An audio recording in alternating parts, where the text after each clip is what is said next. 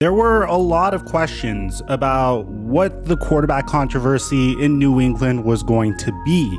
After bringing back Cam Newton on a one-year, $14 million contract, which personally I always thought was a very good deal, and then drafting Mac Jones in the first round of the NFL draft, there was a huge question: who was going to be the man under center? And not only did we get the answer to that, but what happened to one of these quarterbacks is absolutely insane and honestly very dramatic. So before we get to the content, I just want to remind you guys, we're giving away a PlayStation 5 or an Xbox Series X to a subscriber that turns on our notifications on this channel. If you could do me a favor and smack that like button for the YouTube algorithm, it would really mean a lot. And of course, I'm giving away multiple copies of Madden NFL 2022 on my Instagram and Twitter. All you have to do to enter is follow me.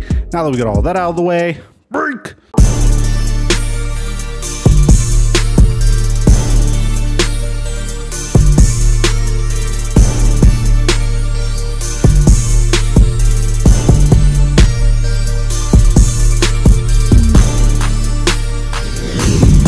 Mic check 1 2 1 2. What's going on, everybody? While I was in Italy consuming sports knowledge to the best of my ability, there was this one instance in the preseason that I thought was actually pretty hysterical, and it was Cam Newton trying to chase after Mac Jones for a high five. This was a segment that Undisputed actually discussed for 20 minutes, wondering if there was any animosity between Cam Newton and Mac Jones. And while Cam Newton was drafted #1 overall about a decade ago to be the face of the Carolina Panthers, more recently, unfortunately, things have just not been going as well for him. To give you an idea, here's how his statistics looked. During the 2017 NFL season, Cam Newton played in 16 games. He had a completion percentage of 59%. He threw 22 touchdowns and for 3,300 yards and 16 interceptions. Now, that was good enough for a quarterback rating of an 80.7, and the year after his MVP season, his QBR was a 75.8. Now, this isn't to have a knock on Cam Newton or anything, because the year prior, he was even worse with a 53% completion percentage, and at a specific point, especially in today's NFL, something had to give, but the Carolina Panthers kept giving him chances. This all eventually culminated in a 2019 season where Cam Newton only played for 2 games, and he looked like a shell of his former self. Not only did he have trouble with completion percentage, but in addition to that, it just seemed like something was bothering him, and then after 2 games, the Carolina Panthers shut him out for the entire season. That offseason, Cam Newton got cut from the Carolina Panthers, and there were questions looming in regards to his shoulder and whether or not the man could still play football, which is a question that I really don't blame people for asking, because the following year, after Cam Newton would get signed by the New England Patriots, this was probably his best opportunity to show the entire NFL that he could still play football properly and at a high level. And who better to coach him than Bill Belichick? And who better to devise an offense around him and the fact that he was a scrambling QB than Josh McDaniels? This was a great opportunity for 2 football geniuses to add a brand new dimension to their offensive strategy in bringing along a scrambling QB. Of course, he doesn't possess the abilities that Tom Brady possessed, but he had some things, and mainly to do with his athleticism, that Tom Brady doesn't possess as well. And ultimately, he had a 66% completion percentage, threw for 2,657 yards, 8 touchdowns, and 10 interceptions. And on top of that, it just looked like the man really struggled to throw the football. Like, it was almost Drew Brees-esque to watch Cam Newton trying to throw a 12-yard pass at times. His throwing motion looked very off on top of that. And I'm not saying this to hate on Cam Newton. Rather, I'm providing a rationale as to what is happening today and why it is happening.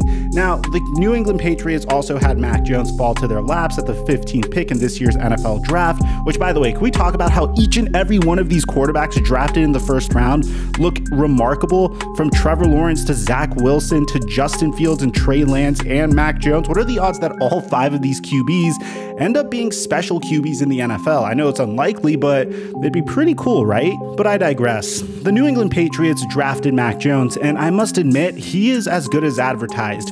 The things I was mainly looking out for with Mac Jones was his ability to make good decisions and his ability to process his reads, go through his progressions, and eventually make the right play. Something that I could imagine imagine Bill Belichick really appreciates in his QBs, and the fact that he has very close ties with Alabama's Nick Saban, it just seemed like Mac Jones was destined to be the Patriots' next QB. The question wasn't if he was going to start this year, rather it was going to be when, because after all, he is the most NFL-ready QB in this entire draft class. Well, after a mini QB competition between himself and Cam Newton, who was pretty much fighting for his career during the preseason, we got some breaking news from Adam Schefter.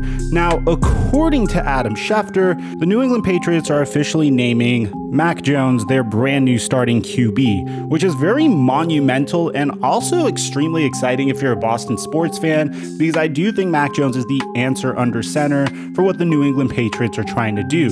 But in addition to this, a surprise move that I didn't expect, because I didn't think Cam Newton was getting paid that much money, the New England Patriots also released Cam Newton. So I don't really understand why, because initially I thought Cam Newton would at least stay on the New England Patriots to at least be some sort of a mentor for Mac Jones, but I guess they want to go in a different direction, or maybe they're doing this so Cam Newton could still potentially sign on a brand new team and maybe continue his career elsewhere. I'm very unsure about this, but it is a surprise move without a doubt, because Cam Newton's contract isn't anything too crazy, but it's not so surprising in regards to naming Mac Jones the starting QB for the New England Patriots, because honestly, between the two, if you want to run your offense through a quarterback, Mac Jones probably will give you more to work with than Cam Newton.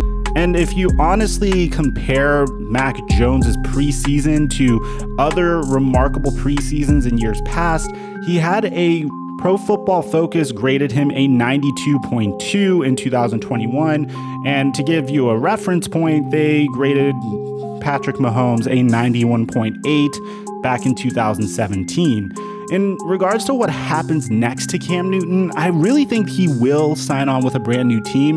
If you look, the Dallas Cowboys have a huge hole at backup quarterback, and he does possess a similar skill set to Dak Prescott. Jerry Jones likes making those big splashy plays, and the Cowboys just desperately need a backup QB. But another team that I could potentially see Cam Newton going to is the Washington football team, to reunite with Riverboat Ron Rivera, a guy that he has familiarity with, a guy that he played his entire career with in Carolina, and a man that he made it to a Super Bowl with.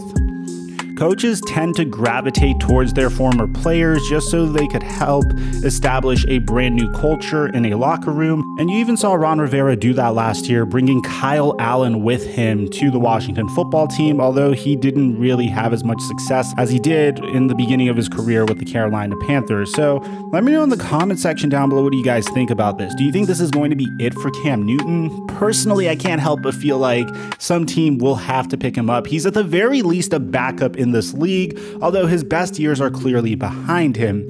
I'd like to hear what you have to say. Aside from that, I'm your boy Mike, and I'm dropping our mic until our next upload.